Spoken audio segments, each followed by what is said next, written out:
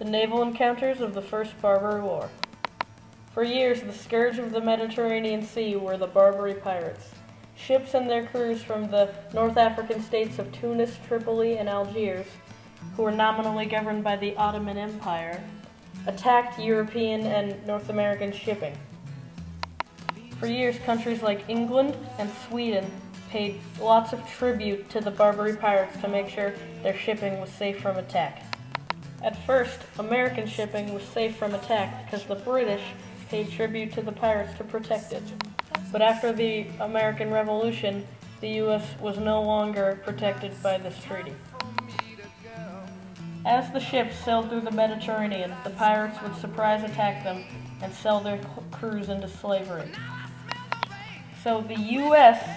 paid tribute to keep the pirates from attacking the U.S. naval merchant fleet. When Thomas Jefferson took office, he refused to pay tribute to the Barbary pirates. Because of this, when American ships sailed through the Mediterranean, the pirates would come and attack them. Because of this, in 1794, Congress passed the U.S. Naval Act. When the pirates continued to attack U.S. ships, Jefferson was outraged and decided to send the U.S. fleet to protect shipping.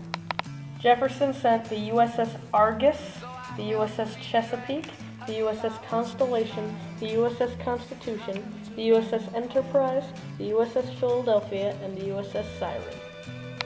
In 1801, they left from Boston Harbor to go to Tripoli.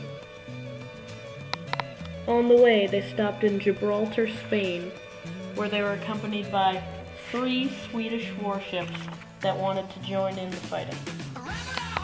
The U.S. and Swedish combined fleet surrounded Tripoli harbor when they got there.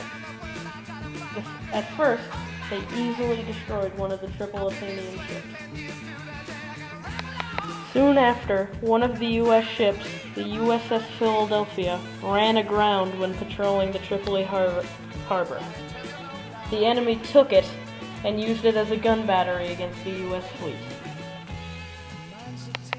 After that, one of the U.S. ships captured an enemy ship called the Tigra and rechristened it the USS Intrepid.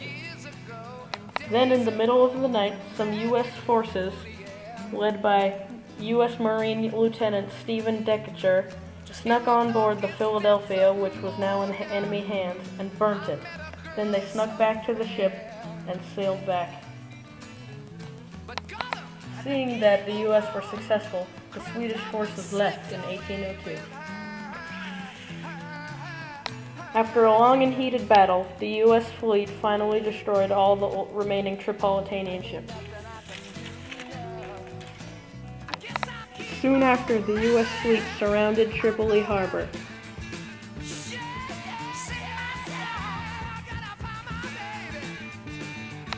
The U.S. fleet landed and all the Marines departed and took the city of Tripoli, which was much less defended than it was in the beginning because the U.S. Marines had success defeating them in the Battle of Derna.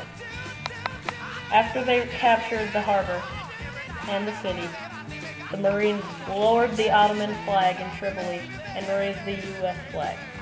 This was the first time the American flag was raised on foreign soil in victory. This led to the part in the Marine hymn that says, "To the shores of Tripoli."